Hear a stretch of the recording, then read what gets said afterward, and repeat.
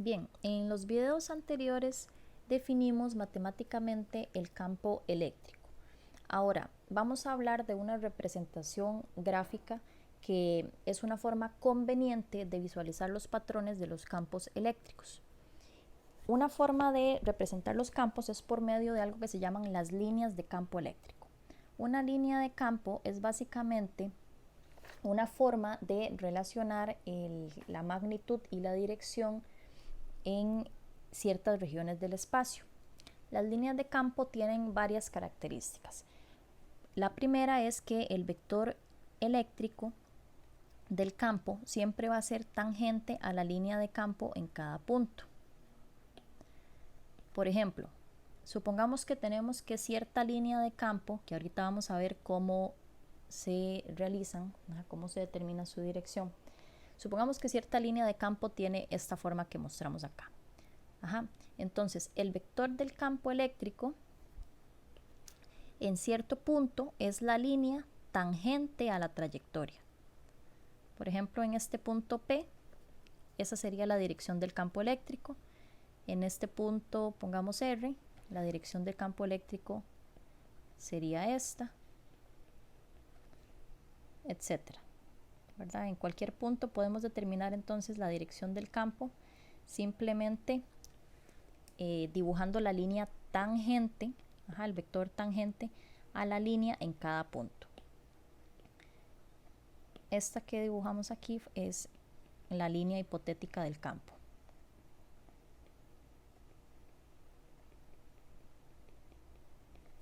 La segunda característica que tienen las líneas de campo eléctrico es que el número de líneas por unidad de área que pasan a través de una superficie perpendicular a esas líneas es proporcional a la magnitud del campo eléctrico en dicha región. Eso lo que significa es que en aquellos puntos del espacio en los cuales las líneas de campo eléctrico estén más cercanas entre sí, eso significa que el campo eléctrico en esa región es mayor que en aquellos puntos en los cuales las líneas estén más lejanas entre sí. Por ejemplo, en este dibujo que tenemos acá, en los puntos o en las regiones A y en las regiones B, vean que en la región A las líneas de campo están más cercanas entre sí, mientras que en la región B las líneas de campo están más lejanas entre sí. Por lo tanto, la magnitud del campo es mayor en la superficie A que en la superficie B. Podemos decir entonces que el campo eléctrico va a ser proporcional al número de líneas de campo en cierta región entre el área transversal en esa región del espacio. Este concepto de proporcionalidad del número de líneas entre área transversal va a ser fundamental más adelante cuando estudiemos la ley de Gauss.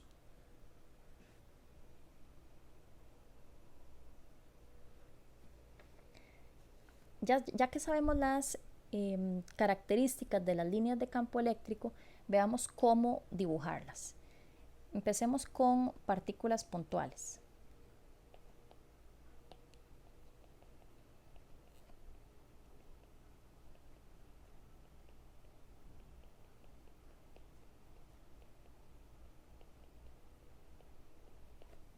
Si por ejemplo tenemos una carga eléctrica positiva, como habíamos mencionado anteriormente, las cargas positivas producen campos eléctricos que se dirigen radialmente hacia afuera. Entonces, para una carga sola, las líneas de campo serían estas que mostramos en esta figura. ¿Cuántas líneas de campo se dibujan? Es totalmente arbitrario. Como vamos a ver ahorita, el número de líneas de campo simplemente es importante cuando tenemos dos o más cargas. Si yo tengo, por ejemplo, una carga eléctrica negativa, entonces las líneas de campo eléctrico, como sabemos, son radiales hacia adentro. Tendrían, digamos, esta forma.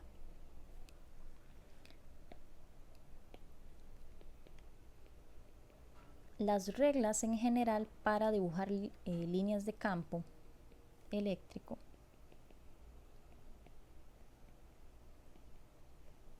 para configuraciones, digamos, más complejas son las siguientes. Primero que todo, las líneas de campo siempre van a empezar en las cargas positivas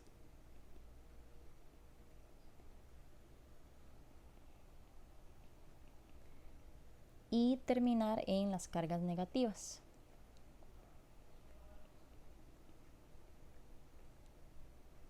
Si hay un exceso de carga en el sistema, ya sea positiva o negativa, entonces va a haber unas líneas que van a empezar o terminar en el infinito.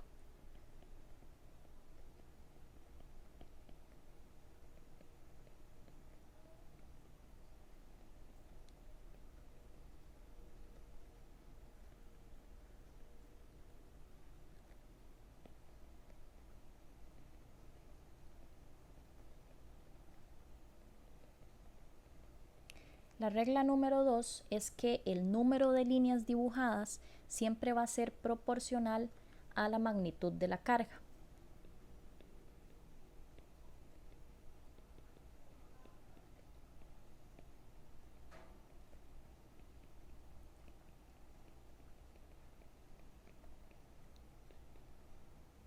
Esto lo que significa es lo siguiente. Por ejemplo, si yo tengo un sistema en el cual una carga es, digamos, de 2 nanocoulombs y otra carga es de 1 nanocoulomb, como la carga de 2 tiene el doble que la de la 1, significa que la carga de 2 nanocoulomb tendría el doble de líneas que la de 1 nanocoulomb. ¿Cuántas líneas? No importa, ¿verdad? Lo que importa es esa proporcionalidad. Si yo elijo en ese caso dibujar 6 líneas para la de 1 nanocoulomb, debería dibujar 12 líneas para la de 2 nanocoulomb. La regla número 3 es que las líneas de campo eléctrico nunca se pueden cruzar.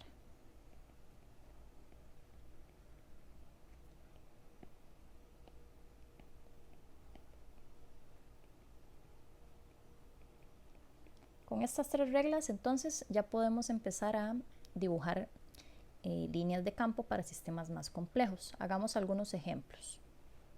Supongamos que tenemos, por ejemplo, 2 cargas eléctricas de la misma magnitud, pero de signos contrarios, que están a cierta distancia, están interactuando entre sí. Entonces, si queremos dibujar las líneas de campo eléctrico, primero debemos definir cuántas líneas vamos a dibujar.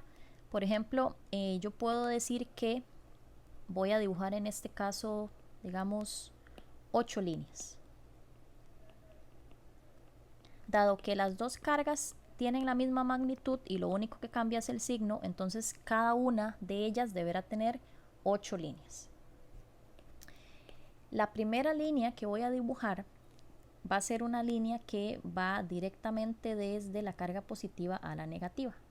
Recordemos que una de las reglas era que las cargas deben salir de la carga positiva, ¿verdad? Y llegar a la carga negativa.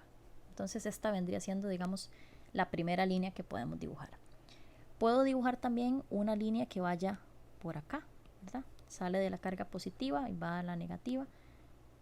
Esta también. En general todas las líneas tienen que ir de la carga positiva a la carga negativa.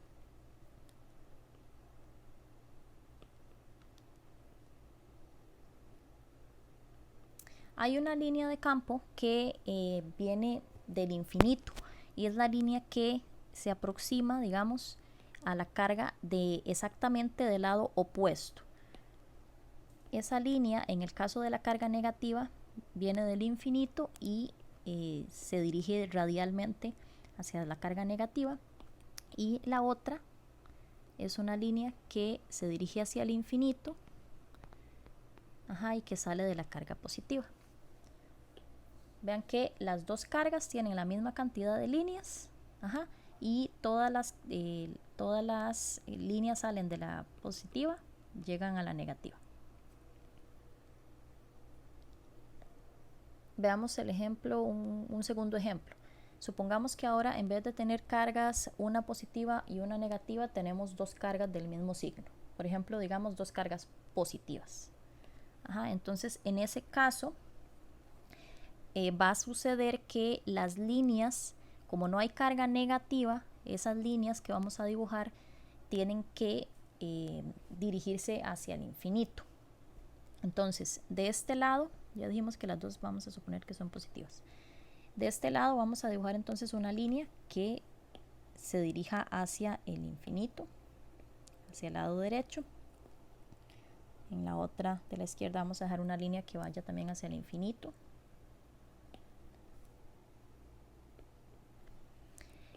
Acá entre las dos cargas yo no puedo dibujar una línea, por ejemplo, que haga esto, ¿verdad? Porque si yo dibujo esto, esta línea saldría de la carga izquierda, pero llegaría a la carga derecha y no se puede, ¿verdad? Recuerden que tampoco puedo cruzar las líneas de campo. Entonces, ¿qué sucede con las líneas que están entre las dos cargas?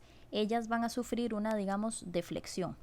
La que sale, digamos, de acá se deflecta, y la que sale de acá también hace lo mismo, se dirigen al infinito.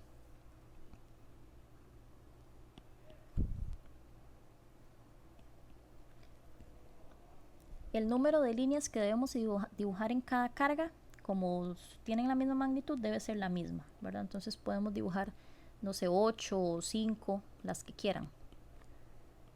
Lo que importa es que para cada dibujo mantengamos esa proporcionalidad de líneas. Entonces aquí cada una tiene 5 y esas líneas salen de las cargas por ser positivas y se dirigen hacia el infinito. Recuerden que no pueden tocarse. A partir de este dibujo que acabamos de hacer, yo puedo decir, por ejemplo, puedo darme cuenta de que exactamente en este punto que está a la mitad, vean que no hay ninguna línea. Eso significa que el campo eléctrico en ese punto va a ser igual a 0. Ninguna línea puede pasar por ese lugar y por lo tanto ahí no hay campo. Como tercer ejemplo tenemos una carga Q positiva y una carga de menos 2Q. Entonces en este caso lo primero es definir cuántas líneas vamos a dibujar para cada una de estas cargas. Para la carga Q voy a definir que voy a dibujar 4 líneas.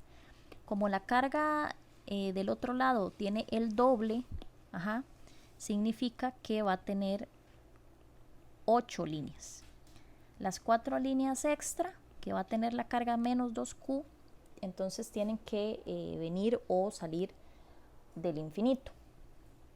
Empecemos acá por dibujar entonces la línea más sencilla.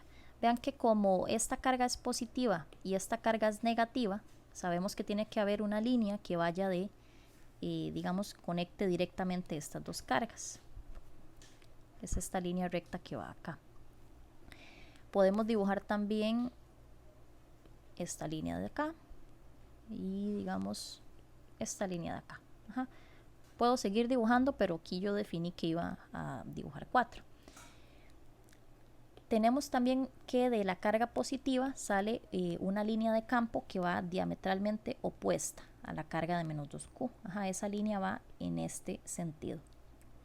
Ella va, digamos, hacia el infinito. Ya tenemos cuatro líneas para la carga Q. Ahora vamos a dibujar 4 líneas más para la carga de menos 2Q. Como es negativa, esas líneas tienen que venir hacia la carga, ¿verdad? Entonces podemos dibujar, digamos, acá 1, 2, aquí tenemos 1, 2, 3, 4, 5 y nos faltan 2 más. Vamos a dibujar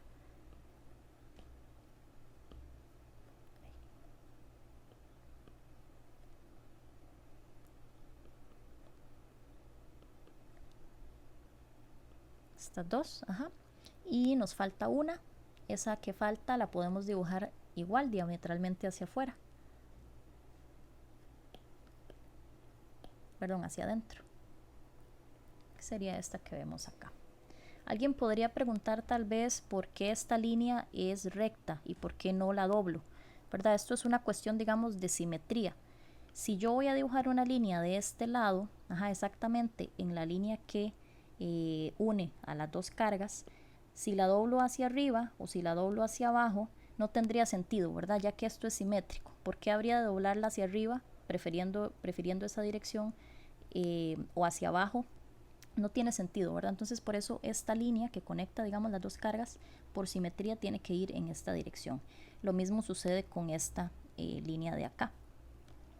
Cosas también que podemos entonces notar con las líneas de campo, como dijimos anteriormente, en los puntos donde hay más líneas por unidad de área, hay más campo eléctrico, ¿verdad? Si yo dibujara, digamos, una superficie, un área, acá, a cierta distancia de la carga 2Q,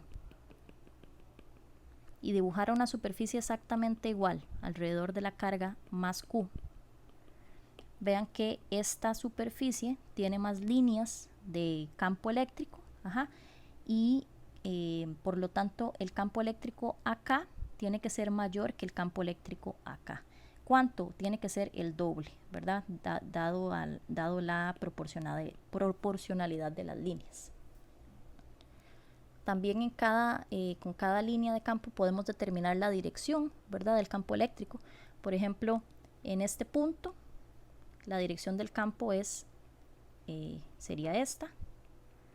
Exactamente aquí en la mitad, la dirección del campo sería exactamente en la dirección X. En la línea que une a las dos partículas, vean que el campo eléctrico tendría esta dirección, ¿verdad? Sería exactamente en la línea que las une.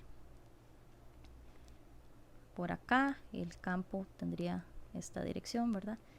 Recuerden que va a ser tangente a la línea de campo, etcétera. Entonces vemos de esta forma que el dibujo, digamos, el trazo de las líneas de campo eléctrico no solamente nos da un mejor entendimiento de las direcciones de los campos, sino que tiene utilidades. Más adelante, cuando estudiemos la ley de Gauss, vamos a ver la gran importancia que tienen el entendimiento de estas simetrías y el dibujo de estas líneas en algunas teorías importantes. Bien, ahora vamos a estudiar por último el movimiento de las partículas cargadas en un campo eléctrico. Ya sabemos que cuando una partícula con carga se coloca en presencia de un campo, va a sufrir una fuerza eléctrica. Esa fuerza eléctrica es proporcional a la carga y al campo eléctrico. Y nos está dada por esta ecuación. Si esta es la única fuerza que actúa sobre la partícula, entonces, aplicando segunda ley de Newton, podemos decir lo siguiente.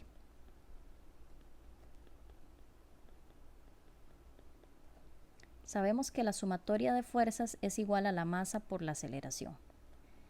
Si la única fuerza es eléctrica, entonces podemos decir que Q por E es igual a M por A. Despejando para la aceleración de la partícula, vemos que la aceleración sería igual a la carga entre la masa por el campo eléctrico. Algunas cosas que debemos tener en cuenta de esta ecuación. Vean que si la carga es positiva, significa que la aceleración va en la misma dirección que el campo eléctrico.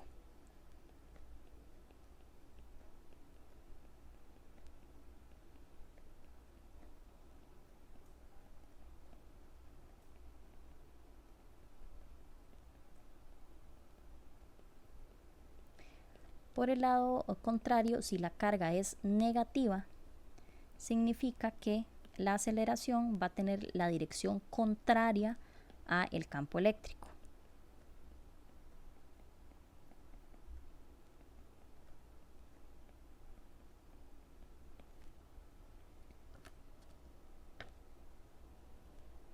Hagamos un ejemplo para que esto nos quede un poco más claro. Supongamos que tenemos una batería. Y conectamos entonces esta batería a dos placas conductoras grandes y paralelas que van a permitir entonces un movimiento de cargas. Vamos a tener que la placa superior, que está conectada a la terminal negativa de la batería, se va a cargar negativamente. La placa inferior, que está conectada al polo positivo de la batería, se va a cargar positivamente. Entonces, como resultado de este movimiento de cargas, se produce un campo eléctrico entre las placas. Ese campo eléctrico se dirige, como sabemos, desde las cargas positivas a las cargas negativas. Va entonces, en este caso, en la dirección J positiva. Tenemos que el problema nos dice que para las características de las placas, que son horizontales, que están separadas por 1 centímetro y que se conectan a una batería de 100 volts, la magnitud del campo en este caso es de 1 por 10 a la 4.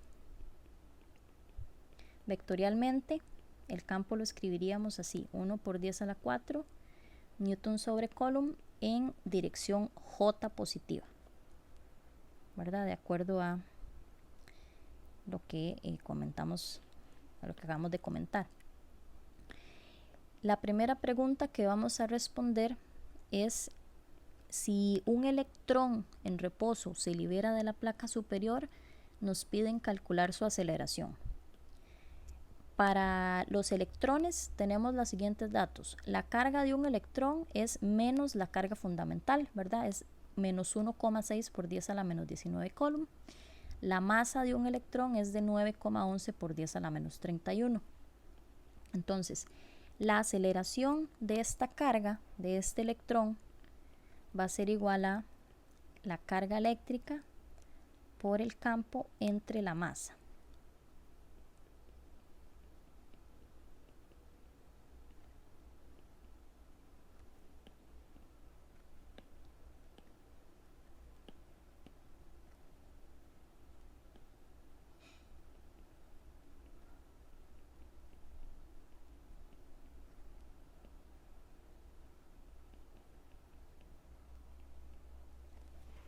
Esta aceleración, vean que va en dirección contraria al campo eléctrico. Va en dirección menos J y tiene una magnitud de 1,76 por 10 a la 15 metros sobre segundo cuadrado. Vean que es una aceleración muy grande. Comparada con la aceleración debida al planeta, ¿verdad? La aceleración gravitacional, que es solamente de 9,8 metros sobre segundo cuadrado, vemos que la fuerza eléctrica es mucho mayor en orden de magnitud que la fuerza gravitacional que actúa sobre ese electrón, y por lo tanto podemos con bastante certeza, digamos, ignorar esa fuerza gravitacional. La pregunta B nos dice cuál es la rapidez y la energía cinética que adquiere el electrón cuando viaja 1 centímetro hacia la placa inferior. Esta aceleración que nosotros acabamos de calcular es una aceleración constante. No le pusimos la dirección, aquí es en menos J. Es una aceleración constante, ¿ok? Es la misma aceleración en todo el recorrido de la partícula. Cuando yo suelto el electrón de la placa superior, acelera rápidamente hacia abajo. Como es un movimiento con aceleración constante, entonces debemos usar las ecuaciones de aceleración constante de cinemática. Una de las ecuaciones era esta: la velocidad final al cuadrado es la velocidad inicial, vamos a ponerlo así, es igual a la velocidad inicial al cuadrado más 2a por la diferencia por la distancia recorrida.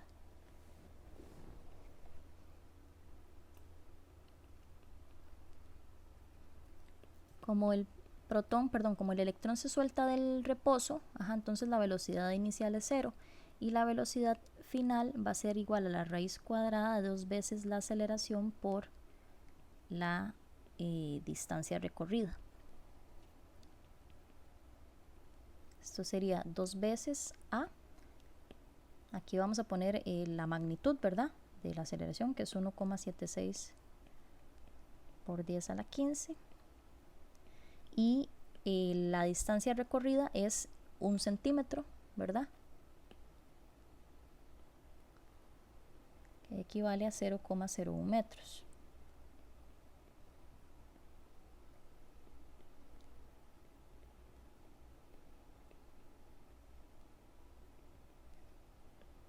Esta es la magnitud de la velocidad. Vean que este electrón se mueve hacia abajo, ¿verdad? Entonces, en forma vectorial, esta velocidad final sería 5,9 por 10 a la 6 metros sobre segundo en dirección menos j.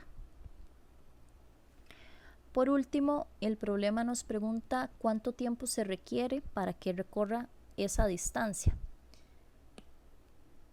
de 1 centímetro. Entonces, igualmente, en este caso, como es un movimiento con aceleración constante, ¿verdad? Tenemos que usar las ecuaciones de cinemática correspondientes.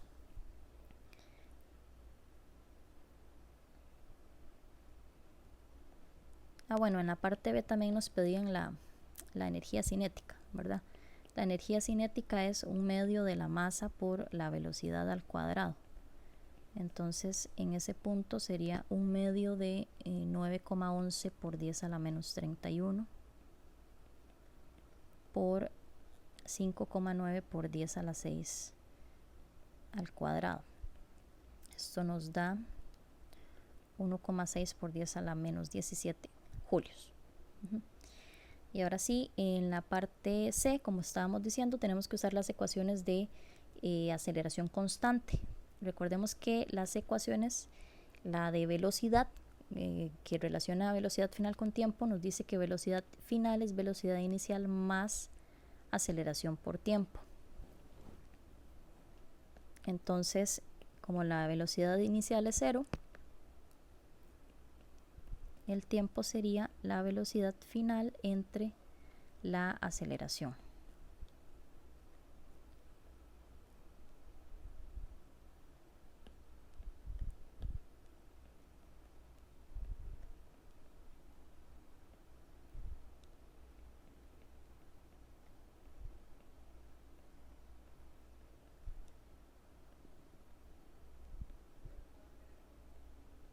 Este tiempo nos da 3,4 por 10 a la menos 19 segundos. Casi instantáneamente, ¿verdad? En muy poco tiempo, ese electrón, cuando se suelta de la placa superior, entonces alcanza la placa inferior debido a la fuerza eléctrica que experimenta. En la descripción del video les dejé los apuntes para que puedan estudiar, tal vez les pueda ayudar para el estudio de la materia.